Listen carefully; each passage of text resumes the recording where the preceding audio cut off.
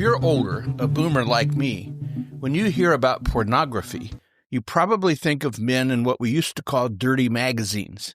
But this era is long gone, and among younger generations, including Christians, pornography is ubiquitous, insidious, and noxious.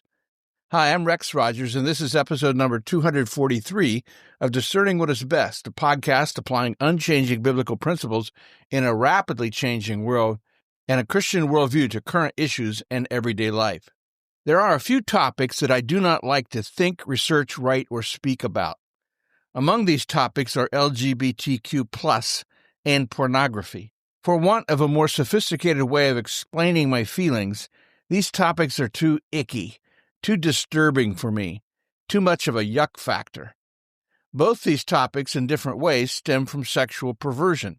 Now, icky or not, I feel compelled to speak again about pornography. Let's set the stage with some statistics. Over 40 million Americans are regular visitors to porn sites. The average visit lasts 6 minutes and 29 seconds. There are around 42 million porn websites, which totals about 370 million pages of porn. The porn industry's annual income is more than the NFL, NBA, and MLB combined. It is also more than the combined revenues of ABC, CBS, and NBC. 47% of families in the United States report that pornography is a problem in their home. Pornography use increases the marital infidelity rate by more than 300%.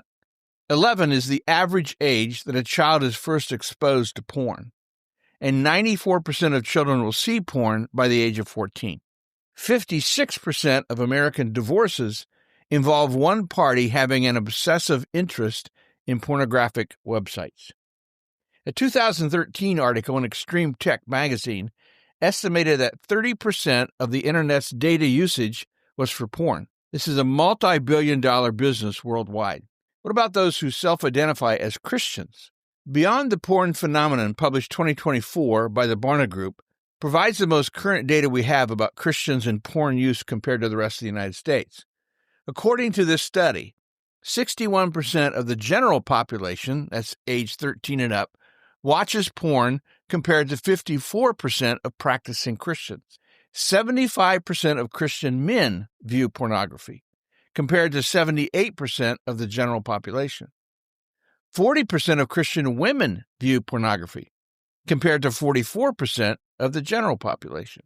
And 2/3 of pastors, 68%, have struggled or currently struggle with pornography. Another study found that men are still more likely to watch porn than women in general, but the number of female porn users increases as they get younger. 33% of women aged 25 and under search for porn at least once per month. Only 13% of self-identified Christian women say they never have watched porn.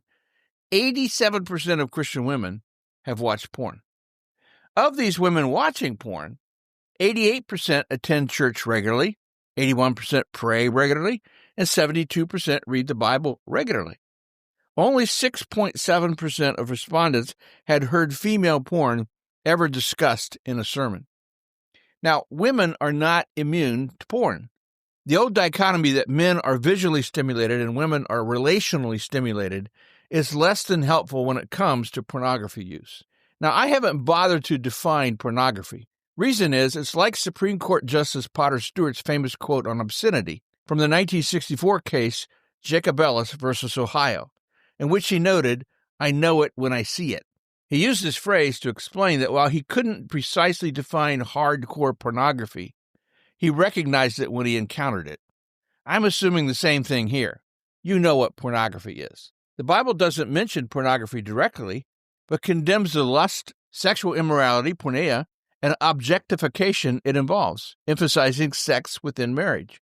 Key teachings include a call for purity in thoughts and actions, Ephesians 5:3, Philippians 4:8, viewing pornography as a destructive force against God's design for intimacy, leading to addiction, shame, and broken relationships. Human beings, human hearts, are no different now than those in the ancient past or in our past. People are created by God as sexual beings, but we are also fallen, sinful creatures who are born in sin and must deal with sin throughout our lives.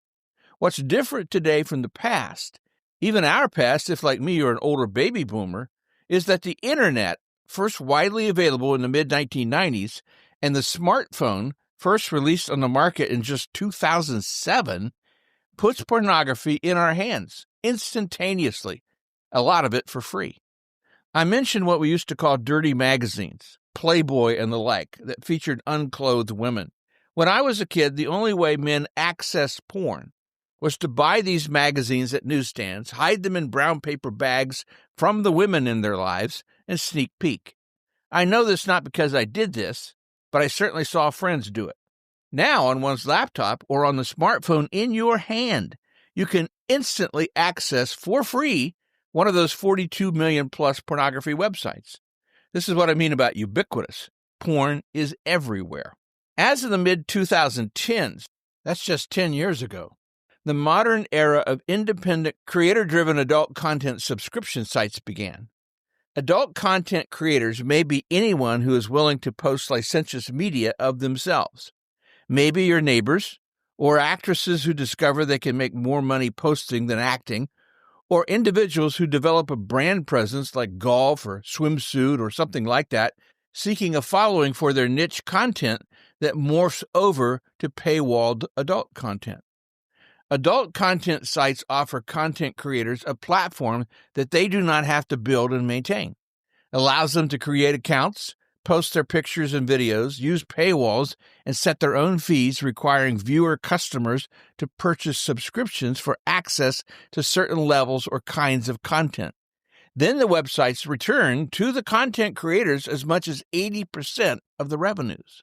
Now, many of these adult content creators are also active on social media, like Twitter, the widest open to sexual voyeurism, Instagram, Facebook, and more, which typically are governed by restrictive parameters vis-a-vis nudity. The value of these sites to the adult content creator is brand promotion, name recognition, enticing more followers to links that feature more prurient content.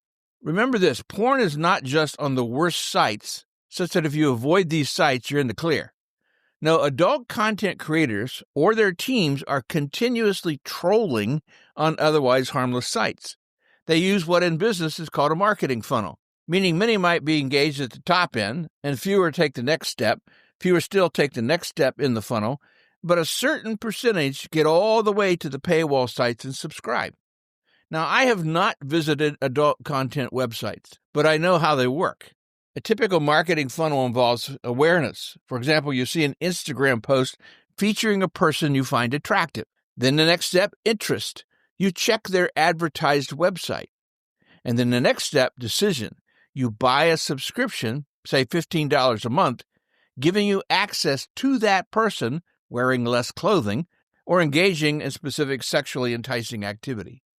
Meanwhile, you're getting hooked on explicit pornography, and the content creator is making money based upon your addictive behavior. So I'd say protect yourself.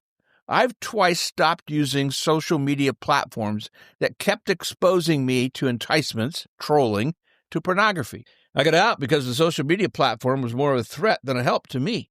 Pornography is now as big a problem in the Christian church as it is in culture.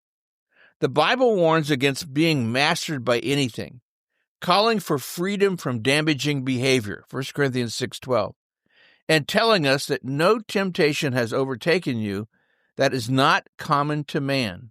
God is faithful, and he will not let you be tempted beyond your ability, but with the temptation he will also provide the way of escape, that you may be able to endure it, 1 Corinthians 10:13.